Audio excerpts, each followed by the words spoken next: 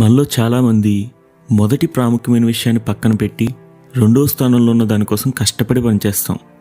నేనైతే జీవితంలో అత్యంత ప్రాముఖ్యమైన విషయాన్ని కనుగొన్నాను. అది మన ఆరాధనకు యోగ్యుడైన ప్రభువైన యేసుక్రీస్తు. ఆయన చిన్న పెద్ద అందరికీ రక్షకుడు. ఆయన మాత్రమే మనకు విలువనిస్తాడు. అందుకే దేవా, ఇదిగో నేనున్నాను.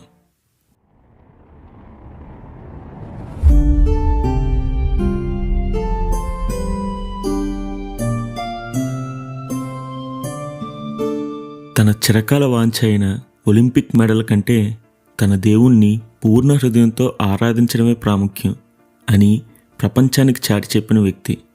మనం దేవుణ్ణి గణపరిస్తే ఆయన మనల్ని గణపరుస్తాడు అని మరొక్కసారి రుజువు చేసిన వ్యక్తి ఎరిక్ లిడిల్.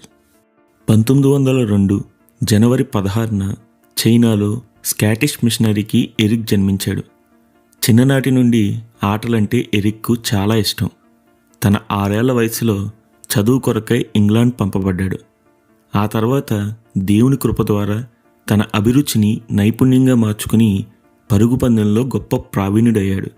తరచుగా తన తల్లితో, అమ్మా, నేను ఒలింపిక్స్లో పాల్గొనగలనా అని ఆశగా అడిగేవాడు. ఆ తర్వాత 1920వ సంవత్సరంలో ఇంగ్లాండ్ దేశంలోనే 100 మీటర్లు 200 మీటర్లు పరుగు పందెంలో మొదటి స్థానం సంపాదించి ఒలింపిక్స్లో ఇంగ్లాండ్ తరపున పరుగు పందెంలో పాల్గొనడానికి ఎంపికయ్యాడు. ఆటపై తనకు ఎంత మక్కువ ఉన్నా సరే దేవునికి మాత్రమే మొదటి స్థానం ఇచ్చాడు. 1924లో ప్యారిస్లో జరిగిన ఒలింపిక్స్లో 100 మీటర్ల పరుగు పందెం ఆదివారం రోజు వచ్చింది. అయితే ఆదివారం దేవుని కోసం మాత్రమే అని ఆ రోజు నేను పాల్గొను అని చెప్పాడు ఎరిక్. ఒక్కసారిగా దేశం మొత్తం ఎరిక్ను దేశద్రోహిగా, మోసగాడిగా, తమ దేశం పరువు తీసిన వ్యక్తిగా చిత్రీకరించారు. అయినా సరే దేవుని స్థానంలో ఎరిక్ దేనికి ప్రాముఖ్యం ఇవ్వలేదు. దేవుని కృప వలన ఎరిక్కు తర్వాత జరిగే 400 మీటర్ల పరుగు పందెంలో పాల్గొనే అవకాశం లభించింది. తాను కేవలం 100 మీటర్లు 200 మీటర్ల పరుగు పందానికి మాత్రమే సిద్ధం అయినా 400 మీటర్ల పరుగు పందెంలో పాల్గొనడం ఇదే మొదటిసారి అయినా సరే ఎరిక్ దేవునిపై విశ్వాసం ఉంచాడు. పరుగు పందెం జరిగే ముందు ఒక వ్యక్తి వచ్చి ఎరిక్కు ఒక కాగితం ఇచ్చాడు. దానిని అలాగే జేబులో ఉంచి పరుగు ప్రారంభించాడు ఎరిక్. అద్భుతంగా అదే మొదటిసారి 400 మీటర్ల పరుగు పందెంలో పాల్గొన్న ఎరిక్ అందరికంటే ముందు తన పరుగు పూర్తి చేసి గోల్డ్ మెడల్ సాధించాడు.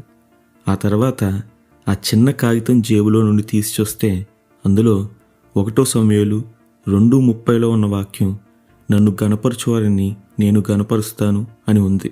ఆ తర్వాత ఒక టీవీ రిపోర్టర్ వచ్చి, మీరు 400 మీటర్ల పరుగు పందెంలో పాల్గొనడం ఇదే మొదటిసారి కదా, మరి అందరికంటే ముందుగా ఎలా పూర్తి చేశారు అని అడిగితే అందుకు ఎరిక్, మొదటి సగభాగం నా బలం అంతటినీ ఉపయోగించి పరిగెత్తా.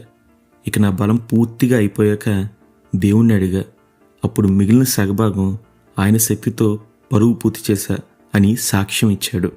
1924 సంవత్సరంలో ఒలింపిక్స్లో గోల్డ్ మెడల్ సాధించిన ఎరిక్ తన ముందు ఎంతో ఘనమైన జీవితం ఉన్నా సరే దానికి లోబడక 1925 సంవత్సరంలో చైనాలో మిషనరీ పనికై బయలుదేరాడు. అక్కడ ఎంతో కష్టపడి దేవుని పరిచర్య చేస్తూ ఉండగా 1943 సంవత్సరంలో జపాన్ వారిచే చైనా దేశం పట్టబడింది. అప్పుడు ఎరిక్ జపాన్ వారి చేతుల్లో ఖైదీగా ఇంటర్మెంట్ క్యాంప్లో 2 సంవత్సరాలు 2000 మంది విదేశీయులు 327 మంది చిన్నారుల మధ్య సేవ చేశాడు.